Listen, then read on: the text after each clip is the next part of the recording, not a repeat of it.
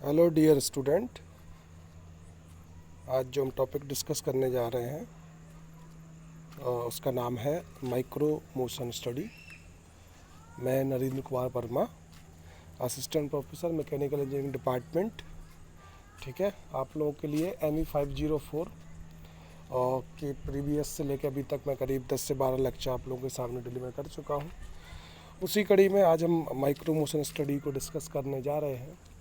ठीक है, तो आज इस पे हम एक ओवरऑल एक माइक्रो मोशन स्टडी का जो इफेक्ट होता है किसी भी वर्क इन्वायरमेंट में, उसके एडवांटेज क्या होते हैं, पर्पज क्या होता है, ठीक है, और उसकी डेफिनेशन क्या होती है, ठीक है, मीनिंग क्या होता है उसका, इन सब चीज़ों पर आज हम बात करेंगे माइक्रो मोशन स्टडी में। ठीक है, थोड़ा सा इससे पहले मैं आप लोगों को आइडेंटिफाई कर दूँ कि जो हम लोगों ने इससे पहले जो लेक्चर तैयार किया था, ठीक है, उसमें हम लोगों ने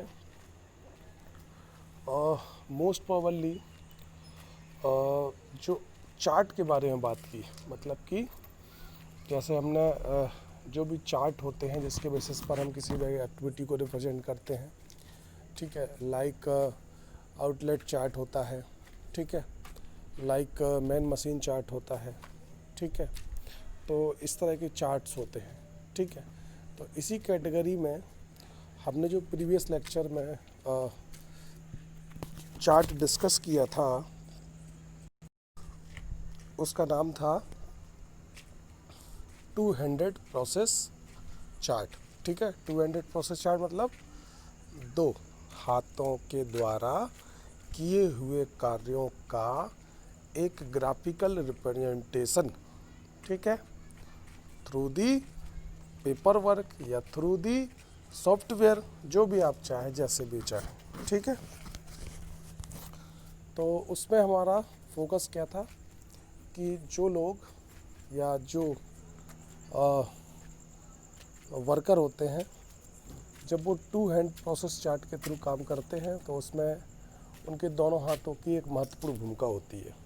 ठीक है, ये मैंने आपको बताया था, और आप लोगों को ये भी बताया था कि किस तरह से हम उस महत्वपूर्ण भूमिका में, भले परसेंटेज एक हाथ का आपका कम हो, दूसरे हाथ का ज़्यादा हो, बट दोनों एक दूसरे से एक रिलेशन, एक इंटरकनेक्शन तैयार करके रखते हैं, जिससे होता क्या है कि एक जो सिस्टम इन्वायरमेंट है, मतलब वर्किंग इन्वायरमेंट है जो सिस्टम के अंदर, वो स्मूथली वर्क करता रहे।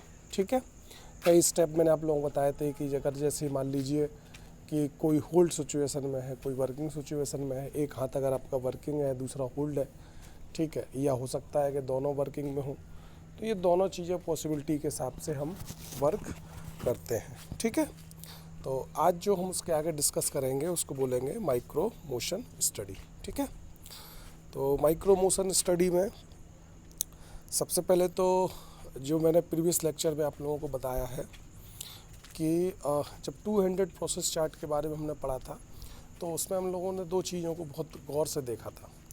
एक तो जितने भी जो वेस्टेज वर्क है, ठीक है, जो अनवांटेड वर्क है, मतलब कि जिसकी कोई ज़रूरत नहीं है, उस काम को हम किस तरह से रिमूव कर सकते हैं थ्रू दी चार्ट, उसको आइडेंटिफाई कैसे कर सकते हैं थ्रू दी चार्ट। ठीक है, और उन सब चीज़ों में अगर इम्प्लीमेंटेशन की रिक्वायरमेंट है तो उसके बेसिस पर हम उन सब चीज़ों को ठीक कर सकते हैं। तो ये हमारा बेसिक एक जो पॉइंट था वो हम लोगों ने इस पर डिस्कस किया था। ठीक है, तो आज जो हम माइक्रो मोशन स्टडी है इसको कंटिन्यू करेंगे, और आपको बताऊंगा मैं कि माइक्रो मोशन स्टडी में क्या क्या इम्पोर्टेंट जो कंटेंट होंगे वो क्या क्या होंगे। ठीक है, सो स्टार्ट करते हैं। सबसे पहले हम टॉपिक के संबंध में कुछ शर्तों को समझते हैं कि जो मैंने प्रीवियस लेक्चर और टाइम एंड मोशन स्टडी का बताया है। टाइम एंड मोशन स्टडी मैं इसलिए बता रहा हूँ बेटा, क्योंकि जब हम माइक्रो मोशन स्टडी की बात कर रहे हैं तो इट मीन्स दैट कि आपको एक तो मोशन स्टडी का आइडेंटिफिकेशन होना चाहिए, क्या मोशन स्टडी होती क्या है, और टाइम स्टडी क्या होती है। ठीक है, ये दो चीज़ें आप लोगों को पता होनी चाहिए। स्ट्रॉन्ग टाइम मैनेजमेंट स्किल, ये है कैपेबिलिटी, और मैकेनिकल एटीट्यूड। होना चाहिए। ठीक है, रियल लाइफ एग्जांपल की जब बात करते हैं तो किसी भी इंडस्ट्री में जो भी वर्क हो रहा है, ठीक है, उस वर्क को हम किस तरह से आइडेंटिफाई कर सकते हैं और उसमें एक माइक्रो मोशन स्टडी के बेसिस पर हम क्या क्या चीज़ अचीव कर सकते हैं, इन पे हम डिस्कस करेंगे। ठीक है, जब कंटेंट की बात करते हैं तो एक तो हम मीनिंग की बात करेंगे, इंट्रोडक्शन की बात करेंगे, डेफिनेशन की बात करेंगे, पर्पज की बात करेंगे, एडवांटेज की बात करेंगे, लर्निंग आउटकम्स की बात करेंगे, रिसर्च स्कोप की बात करेंगे, रेफरेंस की बात करेंगे और असाइनमेंट या क्विज से संबंधित मैं कुछ क्वेश्चन आप लोगों को प्रोवाइड कराऊंगा, उन पर बात करेंगे। ठीक है, सबसे पहले माइक्रो मोशन स्टडी। तो जो माइक्रो मोशन स्टडी है, micro motion study technique is best suited for those operation or activities which are of short duration and which are the repeated hundred of time। देखिए, जब micro motion study की बात करते हैं ना बेटा, तो मोशन स्टडी में हम क्या करते थे कि मूवमेंट की बात करते थे, मतलब कि जो भी आपकी स्ट्रक्चर है या जो भी आप काम कर रहे हैं उसमें मूवमेंट कितना है। तो मूवमेंट मतलब कि उसकी जो ह्यूमन लाइफ में देखा जाए तो व्यक्ति की एक्टिविटी। ठीक है, तो उसमें क्या होता था, कुछ एक्टिविटी वो ऐसा करता था जो आपके लिए यूजुअल थी, मतलब बहुत आवश्यक थी। कुछ एक्टिविटी वो ऐसी करता था जो वेस्टेज थी। वेस्टेज मैंने जैसे आप लोगों को एग्जांपल दिया था कि मान लो कोई वर्कर है, अगर आपकी इंडस्ट्री में काम कर रहा है सपोज, ठीक है, तो उसमें क्या होता है कि जैसे बंदा आया, बंदे ने अपना काम स्टार्ट किया, तो काम डायरेक्ट स्टार्ट तो करेगा नहीं, हो सकता है पहले वो चेंज रूम में जाएगा, चेंज करेगा, चेंज करने के बाद ड्रेसअप होगा, ड्रेसअप होने के बाद फिर अपने पॉइंट पर पहुँचेगा, पॉइंट पर पहुँचने के बाद फिर एक बार वो मशीन को पूरी तरह से वॉच करेगा। वॉच करने के बाद फिर देखेगा कि अब मशीन को मैं चालू कर सकता हूँ क्या।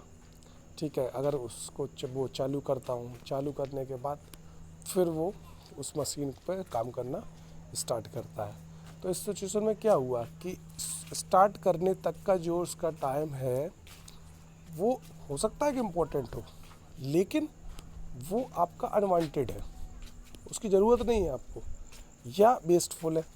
ठीक, अब उसको हम क्या कर सकते हैं, कम कैसे कर सकते हैं भाई। कम करने के रास्ते ये हो सकते हैं कि जैसे हमारा वर्कर और ड्रेसअप होता है वहाँ पे, उसको हम ये अगर ऑप्शन दे दें कि अगर वो वहाँ से अपना जो ड्रेसअप उसका है वर्कर का, अगर वो घर से पहन के आए तो हो सकता है कि पहनने के लिए टाइम जो है कंज्यूम हो रहा है वो बच जाएगा। या मे भी हो सकता है, चलिए वो चीज़ बहुत कम होती है, इतना कोई नहीं करता है। दूसरी सिचुएशन ये हो सकती है कि हम मान लीजिए वर्कर हमारे पास आता है और आने के बाद उस मशीन पर पहले से ही ऑपरेशंस का पूरा एक स्ट्रक्चर आपके सामने तैयार होता है। ठीक है, और आप काम करने डायरेक्ट स्टार्ट कर देते हैं विदाउट एनी शंका के, या विदाउट एनी संकोच, किसी भी संकोच के आप उस पर काम करना स्टार्ट कर देते हैं। क्यों? उसमें एक चीज़ कर सकते हैं आप, जैसे कोई भी वर्कर अपनी मशीन पर काम करता है तो मशीन पर काम करने के बाद उसको अगले दिन का अगर वो सेट करके जाता है और उसके बाद अगर वो फ्री हो जाता है तो अगले दिन जब आएगा तो सेटअप पर उसको क्लिक करना है, क्लिक करने के बाद वर्कलोड स्टार्ट हो जाएगा। तो ये एक बेनिफिशियल पार्ट हो जाता है। माइक्रो मोशन स्टडी में होता क्या है बेटा कि बहुत छोटे छोटे से लेवल पर इन चीज़ों को हम समझने की कोशिश करते हैं। ठीक है, so these are the operations और motion which required very small time and it is quite difficult to measure time for those motion accurately, and the time required by those motion cannot be neglected due to repeated operations। ठीक है, तो जो repeated operation जो हो रहा है हमारे, उसकी वजह से अगर हम बात करें, ठीक है, तो माइक्रो मोशन स्टडी क्या है, एक तरह का बहुत ही स्मॉल ड्यूरेशन टाइम में हम चीज़ों को क्या कर सकते हैं, सिंप्लीफाई कर सकते हैं। देखिए, जैसे मैंने आपको सपोज दैट एक कोई काम दिया मैंने, सपोज उस काम का ड्यूरेशन टाइम है 1 आवर। ठीक, अब आपसे मैंने कहा कि इसको एवरी और 25% पर इसको आपको एक बार क्या करना है, चेक करना है। चेक करना है मतलब कि उस पूरे के पूरे काम को जो आपने 25% काम कर लिया है, उस काम को एक बार आपको चेक करना है कि वो काम मेरा ठीक है कि नहीं है। और अगर 25% काम आपका ठीक है, देन आप आगे बढ़ो। ठीक है, तो मैंने उसमें क्या किए, एक वर्क में 4 स्लैब रख दिए, मतलब 25 के 4 पॉइंट रिप्रेजेंट कर दिए। ठीक है, तो 4 स्टेप में वो उसका क्या हो रहा है, एक तरह की स्कैनिंग हो रही है। ठीक, अगर काम ख़राब होगा तो वो वहीं पर ब्रेक हो जाएगा या वहीं पर रुक जाएगा। अब मैं क्या करूँ कि उसी 25% का जो स्लैब था, अब उसको मैं 5% के स्लैब में कन्वर्ट कर दूँ। इट मीन्स दैट कि कितना होगा, उसके 20 पार्टीशन हो जाएंगे। 20 पार्टीशन होंगे तो बहुत छोटा छोटा सा स्लैब होगा। ठीक है, और बहुत छोटे छोटे स्लैब पे हम चीज़ों को क्या कहते हैं, आइडेंटिफाई कर देते हैं। तो अगर मान लीजिए सपोज दैट जहाँ 25% काम होने के बाद आइडेंटिफाई हो रहा था कि अब हमको आगे काम करना है नहीं करना है। ठीक है, और माइक्रो मोशन स्टडी में हम क्या करेंगे, मान लो 5% काम खराब हुआ, उसके बाद हमको पता पड़ गया कि अब नहीं करना है, तो लॉस हमारा बचेगा। जहाँ हम 25% लॉस में जा रहे थे, फिर हम वो किस में जाएंगे, ओनली 5% में। तो ये एक बहुत ही इफ़ेक्टिव और बहुत ही ज़रूरतमंद के तौर पे देखा जाए तो माइक्रो मोशन स्टडी को हम यूज कर सकते हैं। ठीक है जी। उसके बाद जब मीनिंग की बात करते हैं तो it is a motion study where the motion are analyse in perform on activity. The aim of investigation is to eliminate the reduce, ठीक है, unwanted motion, to minimise and arrange the best motion of the possible sequence. ठीक, फिर हम बात करते हैं introduction की। In such activity it is interesting to go into greater detail in order to find out which movement and effort can be avoided. All this is done to develop the best possible pattern of movement so that the operator can perform the operations repeatedly with the minimum effort and fatigue। ठीक है, मतलब कम से कम मतलब उसने मेहनत की और कम से कम लॉस हुआ और ज़्यादा से ज़्यादा प्रोडक्शन हुआ। ठीक है, तो ये एक बेसिक सा कॉन्सेप्ट निकल आता है। जब हम स्लैब बहुत छोटा कर देंगे तो हमारा जो बेकार होने के चांसेस है वो बहुत कम हो जाते हैं। ठीक है, एंड डेफिनेशन की बात करें तो दस micro motion study is the technique of recording and analysis the timing of basis element of a operation with the objective of achieving the best method of performing the operation। किसी भी operation को करने के लिए जो best method होता है उसको हम अचीव कर सकते हैं through the micro motion study technique के द्वारा। जो रिकॉर्डिंग होती है उसको एनालाइज करते हैं टाइम टू टाइम, मतलब कि मैंने क्या कहा, 5% काम हो गया, मतलब कि वो काम को आप रिकॉर्ड कीजिए। रिकॉर्ड करने के बाद उसको क्या कीजिए, उसको वहाँ पे स्कैन कीजिए। स्कैन मतलब कि उसको चेक कीजिए कि वो काम सही है कि नहीं है। जब आपने सही निकल आया तो फिर उस ऑपरेशन को ऑब्जेक्टिव के बेस पर आपने अचीव कर लिया। जब अचीव कर लिया तो परफॉर्म दी ऑपरेशन। अब हम परफॉर्म ऑपरेशन को क्या करेंगे, परफॉर्म कर देंगे।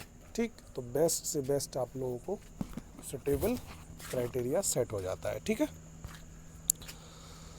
सच respective short duration activity involve quick movement of limbs with cannot be accurately studied at time using two-handed process chart. This is due to the fact that such records are microscopic details such as difficult operation, inspection and transport. ठीक है, study of such microscope movement is short cycle. Respective job is not sufficient।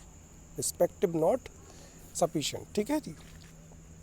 सो जब हम short duration of activity की बात करते हैं, जो मैंने आपको अभी एग्जांपल बताया, ठीक है, तो उसमें क्या करते हैं कि सिचुएशन के हिसाब से अगर हम टाइमली 200 प्रोसेस चार्ट को अगर यूज कर रहे हैं तो this is due to the fact of such record micro स्पोकिंग।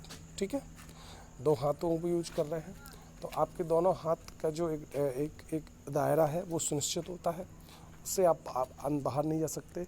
लेकिन जब मशीन की हम बात करते हैं तो मशीन की आर्म को बढ़ाने पर हो सकता है कि मशीन को हम ज़्यादा समय तक या ज़्यादा लंबा खींच सकते हैं। ये सब चीज़ें हो जाती हैं, ठीक है जी। सो जब हम शॉर्ट साइकिल रिपीटेटिव जॉब की बात करते हैं तो इज़ नॉट सफिशिएंट, क्योंकि यहाँ पर हम स्लैब बनाते हैं बड़े से वर्क के लिए, छोटे छोटे कामों के लिए नहीं, ठीक। Micro motion study one of the most accurate technique, मतलब बहुत ही परफेक्ट परफॉर्मर के बेस पर ये एक्टिविटी काम करती है, ये टेक्निक काम करती है। Of work analysis, use of work improvement, ठीक है। It makes use of motion picture of the different activity और मूवमेंट, ठीक है।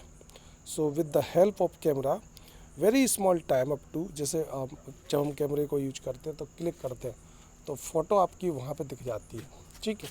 जो आपने मतलब बाहर से खींची हुई है वो उस पर दिख जाती है।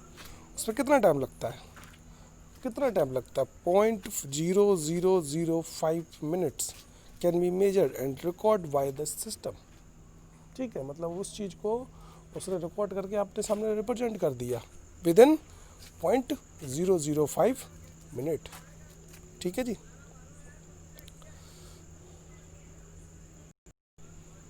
ठीक है। एग्जाम्पल की बात करें, when picture camera is utilise to produce a no as micro motion study, the motion time date data from the film is transferred to simo chart, ठीक है, जो मैंने बताया था आपको।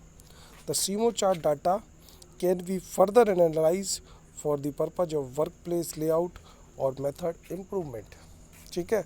When picture camera is utilise, जैसे हमने कैमरे को यूज किया for the picture, the produce no as micro motion study, ठीक है।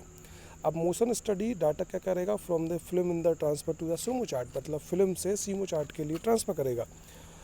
The simo chart data can be further analyse, मतलब उस डाटा को क्या करेगा, फिर से एक तरह से एनालाइज करेगा for the purpose of work place layout, ठीक है, तो वर्क प्लेस लेआउट के लिए और मेथड इम्प्रूवमेंट के लिए, ठीक है। This technique was developed by the Van Gevent, and they consider that the operation consists of minute elements which may be respective or repetitive and or non-repetitive.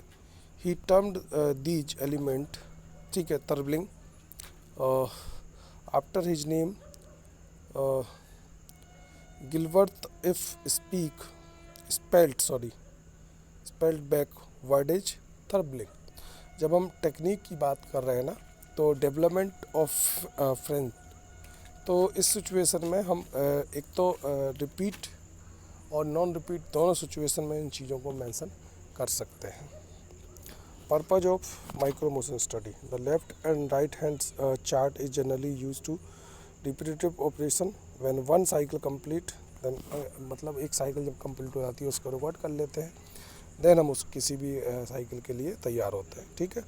Recording the carry out in more data than is the normally used, ठीक है,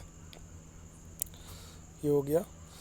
flow chart can be broken down into the number of elements activity which together make up the operation, मतलब कि जो हमारे operation है उनको हम सब कुछ किस तरह से मेकअप बेसिस पर उनको तैयार करना है, ठीक है, बैकअप के तौर पर कब रखना है, ये सब चीज़ हमारी मेंशन हो जाता है।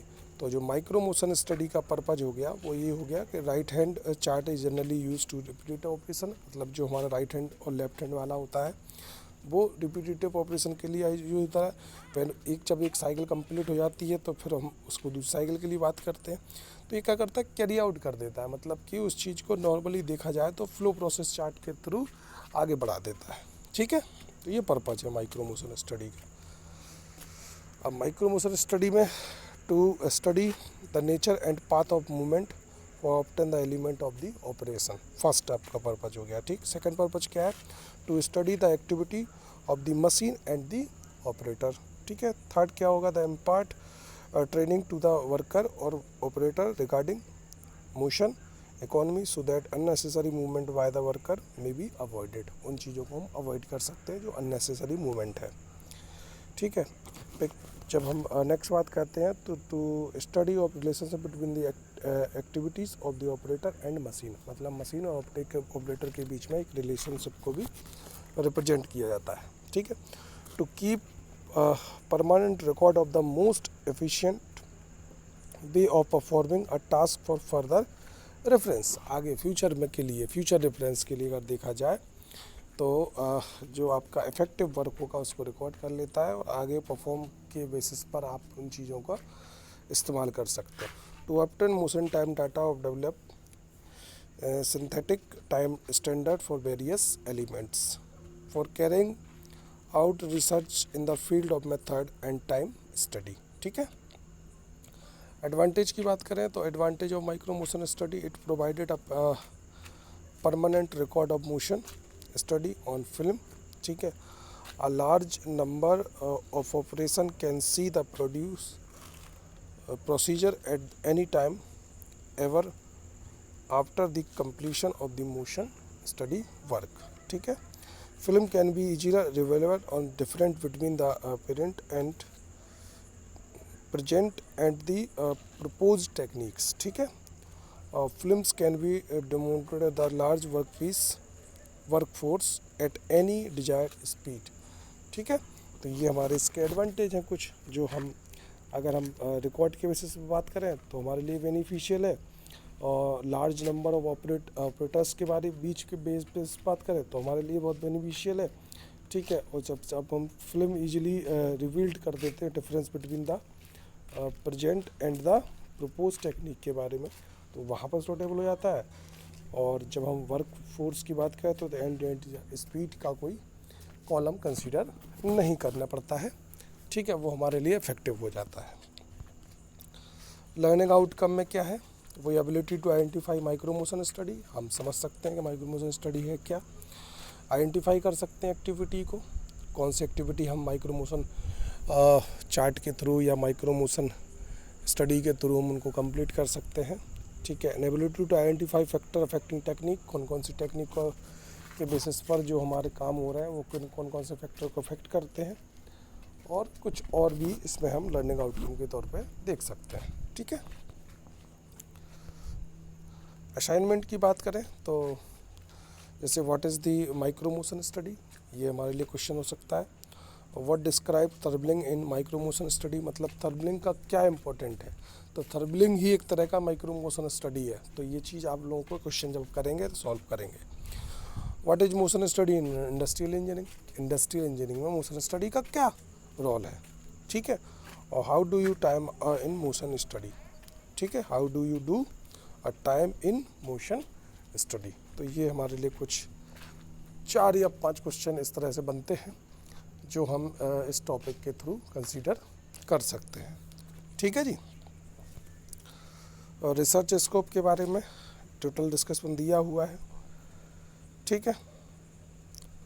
उसके बाद रेफरेंसेस, ठीक है।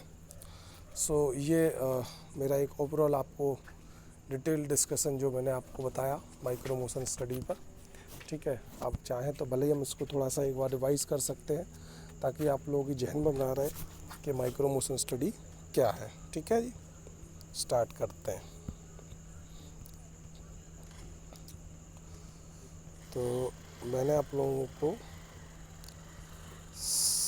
माइक्रो मोशन स्टडी बताया था कि एक ऐसी टेक्निक है जो एक तरह की ऑपरेशन और एक्टिविटी, ठीक है, विच आर और short duration etch with the repeated 100 of the time. देखिए मैंने आप लोगों को पहले बताया है कि माइक्रो मोशन स्टडी, अगर हम स्लैब को जैसे मतलब हमने इंस्पेक्शन का स्लैब रखा है, ठीक है, मतलब कि कोई भी काम को हम 25% कंप्लीट होने पर उसका इंस्पेक्शन करते हैं, ठीक है, और इंस्पेक्शन करने पर अगर वो चीज़ ठीक लगती है तो फिर हम आगे की प्रोसेस के लिए बढ़ा देते हैं। और मान लीजिए कि वहाँ पर कोई डिफेक्ट आ गया तो उस पीस को हम वहीं पर ब्रेक कर देते हैं। तो इसका मतलब क्या हुआ कि जो हमारा 25% पीस बनाने में वर्कलोड लगा वो हमारा बेकार चला गया, बेकार चला गया मतलब कि वो एडवांटेजफुल तो दूर की बात, वो हमारे किसी काम का भी नहीं रहा।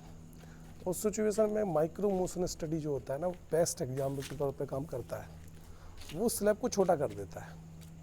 जहाँ हम 25% के हिसाब से 4 स्लैब लगाए थे किसी काम को करने के लिए, अब हम वहाँ पे 5% के हिसाब से 20 स्लैब लगा सकते हैं। 20 स्लैब लगाने से फ़ायदा क्या होगा बेटा, उसमें तो आपका कॉस्ट लग जाएगी, ठीक है, कैरिंग कॉस्ट लग गई है आपकी। लेकिन कैरिंग कॉस्ट लगने से एक का आपका एडवांटेज हो गया कि इन केस मान लीजिए 25% वाला पीस अगर ख़राब होता है तो उसमें आपको ज़्यादा घाटा हो गया, लेकिन जो 5% वाला पीस ख़राब होगा तो वहाँ पे आपको कम घाटा होगा, मतलब 5 गुना कम घाटा होगा, ठीक है। तो जब हम मान के चल सकते हैं कि 25% में कोई ज़्यादा घाटा नहीं होने वाला, तो 5% पे भी नहीं होगा, ठीक है। लेकिन अगर सिचुएशन इस तरह की बनती है तो आप वहाँ 25% का लॉस ना लेके सिर्फ 5% का लॉस, ठीक है, आपको वहाँ पे देखना पड़ेगा। तो ये एक बेसिक सा डिस्क्रिप्शन था। मीनिंग के बारे में मैंने आपको बताया, इंट्रोडक्शन बताया कि किस तरह से हम एक्टिविटी को कंसीडर करते हैं और उसके बेसिस पर कैसे हम डेवलप करते हैं। बेस्ट पॉसिबल पैटर्न को हम मूवमेंट के तौर पे लेते हैं और ऑपरेटर के थ्रू उसको ऑपरेट कराते हैं, ठीक है। डेफिनेशन की मैंने बात की थी कि ऐसी टेक्निक है जो रिकॉर्डिंग और एनालाइज टाइमिंग करता है, based on the timing operation with the objective achieve the best method of performing the operation. ये था। फिर मैंने आपको उसके ड्यूरेशन ऑफ इफेक्टिव टाइम्स के बारे में बताया था, किस तरह का इन्वॉल्वमेंट होता है, किस तरह का मूवमेंट होता है, ठीक है। तो डिटेल्स में जब हमने बात की थी तो माइक्रो मोशन स्टडी को हमने एक एक्यूरेट टेक्निक के बेसिस पर कंसीडर किया था। कंसीडर क्या किया था, मतलब होता है, ठीक है। और जो क्या करता है, वर्क एनालिसिस करता है, यूज फॉर वर्क इम्प्रूवमेंट, किसी भी काम को बेहतर बनाने के लिए। In makes use of motion picture, जैसे मैंने एक एग्जांपल दिया था आप लोगों को कैमरे का, कि कैमरे को हम जैसे ही एरिया कैप्चर करते हैं, कितना एरिया में लेना है, क्लिक करते हैं, क्लिक करने का तो फोटो कैमरे पर आती है। कितना टाइम लगता है, 0.005 minute can be measured and record by the system, मतलब सिस्टम में वो चीज़ रिकॉर्ड हो जाती है, ठीक।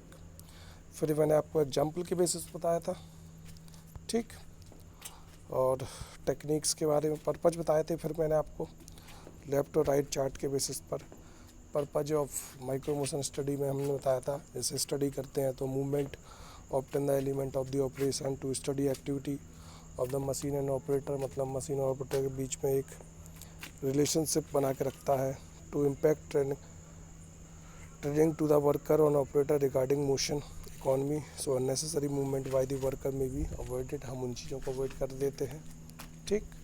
चौथा था कि relationship between the activity of operator and the machine, उनके बीच में एक सामंजस्य की स्थिति बनाए रखता है, ठीक है। To keep performance record of the most effective efficient way of the performing a task for future reference, इसके बारे में, ठीक है। फिर मैंने कैरिंग आउट रिसर्च के बारे में बात की थी। तो ये पर्पज हो गए आपके।